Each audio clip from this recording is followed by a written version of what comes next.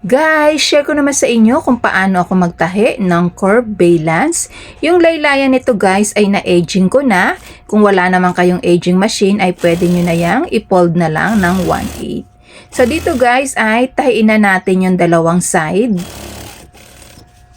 Fold lang natin ng 1/2 inch twice, then tapping na natin ng 1/16.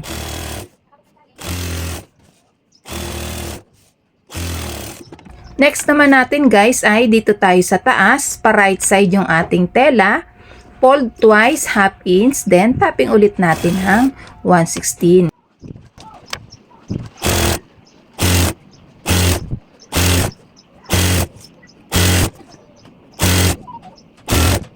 Yan guys. Next naman, ikakabit na natin yung ruffles dito sa baba. Yan. Nakaheming guys yung dalawang dulo niya, taas at baba. Then, shinering ko naman siya para magkulot-kulot yung kanyang ruffles.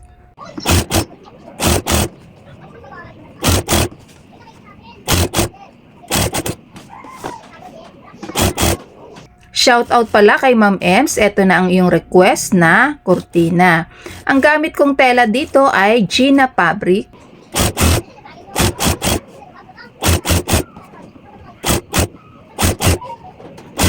Sa mga hindi pa marunong mag-cut nito guys, ilalagay ko na lang sa comment section yung link kung paano ko tinabas yung tela.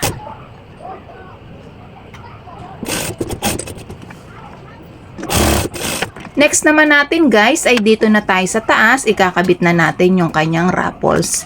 Dito naman guys ang ginawa ko, naka-sharing siya parehas, taas at baba.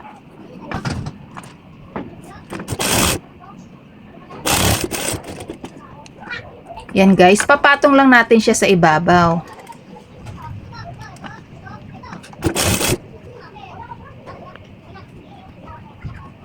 Yung tahi natin guys ay ipapatong lang natin dun sa tahi ng sharing. So yan guys, malinis yung likuran niya dahil ang pagkakapold natin nandito sa right side, matatakpan na nitong ruffles.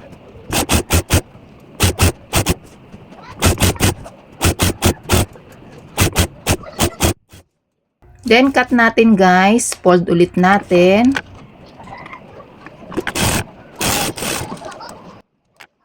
Saka natin ilock. Next, dito na tayo sa baba. Yan ang ating magiging suksukan ng ating curtain rod. At the same time guys, design na rin yan sa harapan. So yun lang guys, ang pagtahi ng curve valance with ruffles. Thank you for watching.